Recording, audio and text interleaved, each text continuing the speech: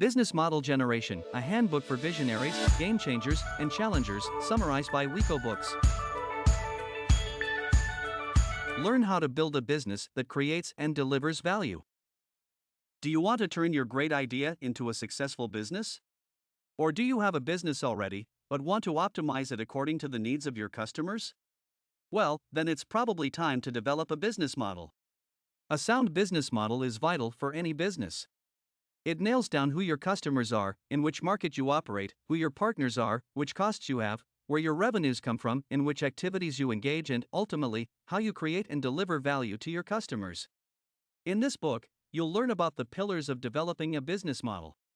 You'll learn which questions you have to address when you build a new business and how to empathize with your customers to come up with innovative ideas. You'll also learn why you need to know what your customers think to themselves, how writing short stories helps you come up with business ideas, and why Skype is free.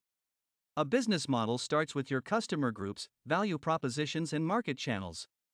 There's a business for just about everything these days: Nestle Snacks, Nike Apparel, the brand of underwear you've got on right now. And though these businesses seem very different, they've all got one thing in common: they create and deliver value for customers. It all starts with a business model that defines a market of customers for whom a product creates value. Customers are at the heart of any good business model. After all, a business can't survive without them. There are two main categories: mass market and niche market. With a mass market approach, businesses cater to a very large market of customers with similar needs, say, needs for paper napkins or milk. A niche market approach, on the other hand, is where a business reaches out to a smaller group of customers with specific interests, like a vintage record store, for example. After identifying which market your business belongs in, what's next? Well, you need to come up with your value proposition. This outlines the problem that your product solves, or, in other words, the need it fulfills for your customer. Your value proposition should also demonstrate why your product is worth choosing over others. The value of your product can derive from one of many factors. Stunning design might imbue your product with aesthetic appeal that beats out the competition. Just think of Apple products, for example. Or customers might be drawn to the risk reduction that your product offers, which is often the case with IT services. Or perhaps your product's performance holds all the appeal. A computer that's faster and more powerful, for instance, offers considerable value to customers. After setting out your market and your value proposition, your business model needs an outline of the channels that you'll use to reach out to and engage with your customers. There are a wide range of options. You can establish your own channels, like a storefront, a website, or a sales team. Or you can create channels through business partners, like a shop that stocks your product, for example, or a wholesaler. Now that we're familiar with the first three elements of the business model, let's move on to the next three. Business models also encompass customer relationships, revenue streams, and key resources. When reaching out to your customers, there's more to consider than just the channels you use. The tone and style of your outreach is equally important. And this is why your business model should take customer relationships into account. The relationships you build with your clients is crucial, as it'll determine how they perceive the value of your company. Will you give your communication with customers a personalized touch? Or will you automate all your emails? Or you could do a mix of the two. Say you're an IT company. Customers with a particular problem might need personal assistance, while regular customers could receive automated emails with upcoming deals. Self-service, an approach incorporated by IKEA, is another option. Other companies even use a co-creation model, where they create value by joining forces with their customers. Just think of Amazon, where customers write book reviews, creating value for other customers selling books online. After developing a strategy to handle customer relationships, your business model needs a revenue stream. If your customers are the heart of your business, then revenue streams are the veins and arteries that keep things running. There are three ways to create revenue: transaction revenues, recurring revenues, and usage fees. Transaction revenues stem from one-time payments, like when you pay for a newspaper. Recurring revenues result from repeating payments, like the monthly subscriptions we pay to use services like Spotify or Netflix. Finally, there are usage fees, which change depending on how much a customer actually uses your service. For instance, the more data you use on your phone, the higher your usage fee. On top of customer relations and revenue streams, your business model should also set out how your company will access the resources it needs. Think of these resources as the nutrients that'll help your company grow and thrive. There are three kinds of resources you'll need to gain access to: physical resources, human resources, and intellectual resources. Physical resources include the materials, equipment, or buildings you'll need to run your business. Small boutiques require a shopfront and cash registers, while consumer giants like Walmart and IKEA count massive warehouses among their physical resources. Human resources are your staff, that is, the people you've selected because of the skills, experience, and qualities they have that'll make your business succeed. Advertising agencies, for example, depend on the creative people in their staff. Finally, intellectual resources include copyrights and patents, things that companies like Microsoft and IBM rely on. Key activities, partnerships, and a cost structure are vital aspects of a business model. Just as we need to eat, breathe, and sleep to survive, your business needs to perform a set of critical activities to succeed. These key activities can be considered in terms of three broad categories: production, problem solving, and network and platform hosting. Manufacturing a smartphone or cooking a pizza are examples of production activities. Consultancy is an example of a problem solving activity, where ideas and recommendations are developed. Network or platform hosting are the key activities of internet companies like eBay and Airbnb.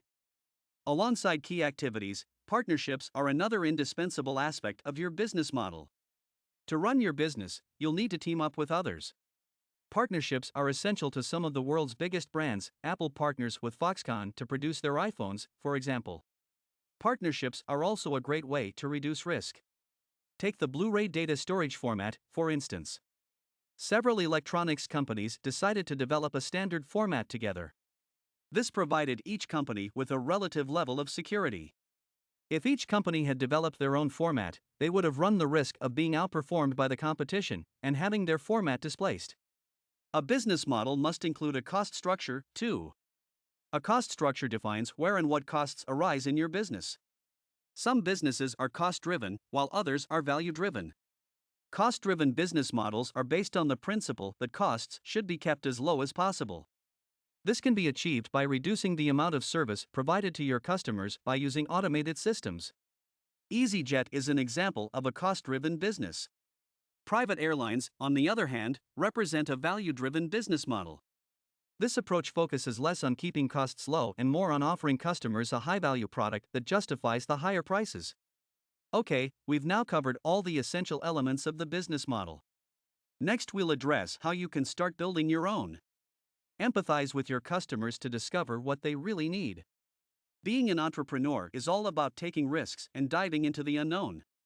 Just as a designer might anticipate a new trend in fashion by creating something that hasn't been done before, it's your job to dream up something that doesn't yet exist.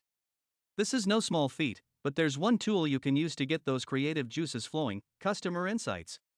By learning about what your customers really value, you can discover niches with untapped business potential. Take EasyJet, for instance. They recognized that lower-income customers yearned to travel by plane. So they created a business model that took advantage of the potential in the lower price segment. Zipcar is another business that used customer insights to find a new niche. They put themselves into their customers' shoes and discovered that there was a huge demand for rental cars in metropolitan areas, if only they came without the maintenance and insurance costs. So Zipcar created a yearly membership for their customers, allowing them to rent cars at an hourly rate. So how can you get inside your customers' heads like EasyJet and Zipcar did? Try using the empathy map method. Start by drawing a big X on a flip chart. On the top, write what your potential customers might think and feel when they use your product. On the right side, write what they see. On the left, what they hear. At the bottom, what they say and do. This way, you'll have mapped out every aspect of your customer's experience. Now, combine this map with customer personas. This is a fictional profile of your ideal customers outlining their demographic details, including their age, marital status, income, and state of employment. With your map and your ideal personas ready, it's time to ask some key questions about what they think, feel, see, hear, say, and do. What emotions do your customers experience? What do they think or feel that they don't share with anyone else? What does their environment look like? What kind of people are they surrounded by? How do those people influence them? What do they hear from their wives, husbands, friends, and colleagues? What do they tell other people? And, finally, how do they act in public? This comprehensive set of questions will allow you to uncover wishes and needs that your customers might not even realize they have. And these latent wishes and needs may become the key ingredients to your business's success. Discover inspiration for your business by writing scenarios with your customer as the protagonist. Just as a scriptwriter dreams up a compelling story filled with complex characters, you can bring your business model to life by writing out business scenarios. There are two main writing approaches you can use to create these scenarios.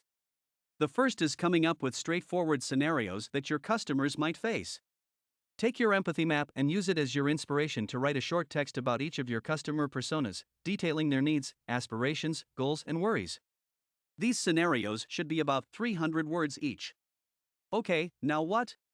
Well, let's say you're a telecom operator keen on taking your GPS technology to the next level. You might want to create the following scenarios featuring your customers as characters: tourists visiting Rome without planning their day and having to rely on guidance from their GPS. Or a young entrepreneur running a small home delivery service using her GPS to navigate shipments to her clients. In the second approach, you create business scenarios by imagining the world your customers might face in the future. For example, if you're a tech company, why not write a scenario about the future of public transport? Consider how today's emerging technology, from big data to AI to the Internet of Things, will change the way we get to work or drop our children off at school in 50 years' time. Will we still need train drivers? Or will intelligent systems take their place? Will Wi-Fi on underground trains become the norm? What about new tools that allow us to track our children's paths as they head home from school? While building these forward-looking business scenarios around your customer personas, you'll find the inspiration you need to create business models that don't just solve today's problems, but are flexible enough to solve tomorrow's, too. Writing business scenarios isn't the only way you can get inspired. Successful brands are another great source of inspiration. Let's take a look at two standout business models. Freemium and open source models are disrupting business today. Imagine you're living in London and your brother has just moved to Singapore. How do you keep in touch with him? Expensive long-distance phone calls? The occasional email? Nope. Chances are, you use Skype. Ever wondered why this service, which provides so much value, is free? Well, the founders of Skype put themselves in your shoes, learned what you needed and wanted, and then built their business model, Freemium. The freemium model means customers can use a service for free, with the option to pay for more advanced or comfortable services. Essentially, these premium customers cover the costs of free users. This is the case at Skype, where a large user base can take advantage of the basic product for free. Customers who opt to pay more get more value, such as the ability to call landlines. The freemium model works particularly well for web companies, but could be applied to any business as long as the pricing is viable. So how do you make sure freemium will work for you? Well, you'll need to determine the average costs that free users will generate, as well as the rate at which they convert to paying customers. These numbers will help you decide how much you need to charge for premium options to make your business profitable. A clever variation on the freemium model is the open source model. Let's look at software company Red Hat. They knew that they could build a strong business around free, open source software if they offered customer support and malware testing alongside it. Today, Red Hat provides free software created by their community of passionate open source developers. You can get this software for free as a self-service product. But customers also have the option to pay a yearly fee to Red Hat for their support, maintenance, and upgrades. The key difference between this and Skype's freemium model is that Red Hat software is provided by developers who work for free.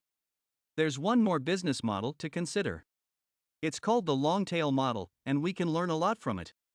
Long-tail models use strong platforms to create a community of customers that double as creators. Who hasn't heard their older family members complain that, back in the good old days, life was simply better? It's certainly true that things were simpler. Back then, there were a few standard products for everybody. Today, on the other hand, there's a huge variety of brands offering just about every product. That's why you can consider selling a small variety of products to a large number of people. This is the basis of the long-tail model, which helps businesses take a market lead in particular industries. Take the book publishing industry, for example. Typically, a small variety of hit manuscripts are published and then distributed to a large number of people in large quantities. But in recent years, platforms like Lulu have disrupted this model by publishing a wide variety of niche literature, but on a small scale. Inventory costs are kept low by printing books on demand, which, in turn, keeps revenue up. Long-tail businesses can succeed if they have a strong platform for customer outreach. In Lulu's case, the authors who submitted their works also became customers, as they also read books offered on the platform. Lulu created a tight-knit online community where authors could publish, distribute, and sell their books, as well as find and buy others' work themselves. Another example is Lego. The company gives customers the chance to design their own figures, buildings, and vehicles. They can even design the packaging. For this to succeed, Lego built up an online platform and community where customers could design their products and place orders for existing products. By opening up the means of production and distribution to the individual user, these long-tail businesses show that, today, anybody can be a designer, writer, and creator. Final summary. The key message in this book. Successful companies are built on business models that take just about everything into consideration, from your customers to your pricing to your communication and resources. By stepping into your customers' shoes and exploring innovative variations on different business models, you can find the inspiration you need to create a blueprint for a business that adds value to your customers' lives. You have been listening to Business Model Generation, a handbook for visionaries, game changers, and challengers, summarized by Wiko Books.